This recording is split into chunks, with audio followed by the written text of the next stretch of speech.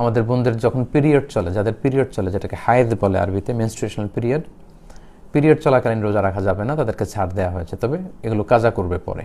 পাশাপাশি নেফাজ যেটাকে বলে, আফটার বেবি ডেলিভারি পিরিয়ড অথবা পোস্ট পার্টাম পিরিয়ড যেটাকে বলে, বাচ্চা ডেলিভারি দেওয়ার পরে আমাদের মায়েদের বোনদের যে ব্লিডিংটা হয় লম্বা সময়, প্রায় 40 দিন, রমাদান মাস যদি ওই টাইমে পড়ে যায় তাহলে এই সিয়ামগুলো তারা রাখতে পারবেন না এবং তাদেরকে ছাড় দেওয়া হয়েছে।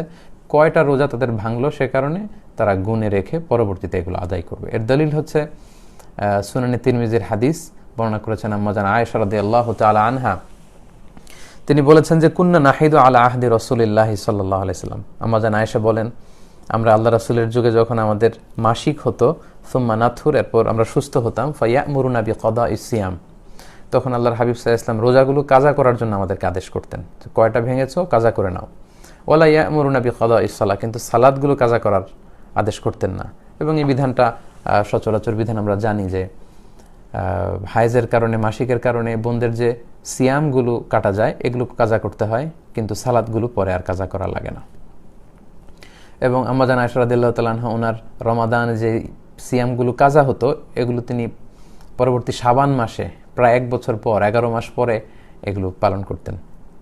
এর কারণ হচ্ছে আল্লাহ রাসূল সাল্লাল্লাহু আলাইহি ওয়াসাল্লামের দিকটাকে খেয়াল করে, কারণ রাসূল সাল্লাল্লাহু আলাইহি ওয়াসাল্লাম নিজেও রমাদানের পরে শাবান মাসে সবচেয়ে বেশি নফল রোজা রাখতেন। তো রাসূল সাল্লাল্লাহু আলাইহি ওয়াসাল্লামের সাথে মিলিয়ে উনিও ওনার ফরজ ভাঙ্গা রোজাগুলো উনি রেখে ফেলতেন।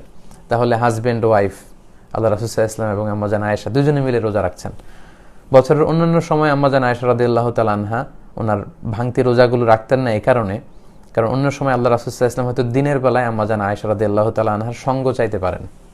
তো উনি যদি কাজা রোজা রাখেন তখন তো সঙ্গ দিতে পারবেন না। তো এই জন্য আল্লাহ রাসূল সাল্লাল্লাহু আলাইহি ওয়াসাল্লামের দিকে খেয়াল করে আম্মা জান আয়েশা শাবান মাসে, পরবর্তী শাবান মাসে, প্রায় আমাদের বোনদের যখন পিরিয়ড চলে, যাদের পিরিয়ড চলে, যেটাকে হায়েদ বলে আরবিতে, মেনস্ট্রুয়েশনাল পিরিয়ড চলাকালীন রোজা রাখা যাবে না, তাদেরকে ছাড় দেওয়া হয়েছে, তবে এগুলো কাজা করবে পরে। পাশাপাশি নেফাজ যেটাকে বলে, আফটার বেবি ডেলিভারি পিরিয়ড অথবা পোস্ট পার্টাম পিরিয়ড যেটাকে বলে, বাচ্চা ডেলিভারি দেওয়ার পরে আমাদের মায়েদের বোনদের যে ব্লিডিংটা হয় লম্বা সময়, প্রায় 40 দিন, রমাদান মাস যদি ওই টাইমে পড়ে যায় তাহলে এই সিয়ামগুলো তারা রাখতে পারবেন না এবং তাদেরকে ছাড় দেওয়া হয়েছে।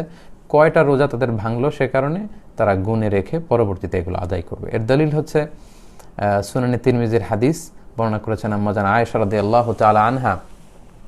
তিনি বলেছেন যে কুন্না নাহিদু আলা আহদি রাসূলিল্লাহি সাল্লাল্লাহু আলাইহি সাল্লাম। আম্মা জান আয়েশা বলেন, আমরা আল্লাহ রাসূলের যুগে যখন আমাদের মাসিক হতো, সুম্মা নাথুর, এরপর আমরা সুস্থ হতাম, ফায়ামুরুনা বিকাদাইস সিয়াম, তখন আল্লাহর হাবিব সাল্লাল্লাহু আলাইহি ওয়াসাল্লাম রোজাগুলো কাজা করার জন্য আমাদেরকে আদেশ করতেন, কয়টা ভেঙেছো কাজা করে নাও।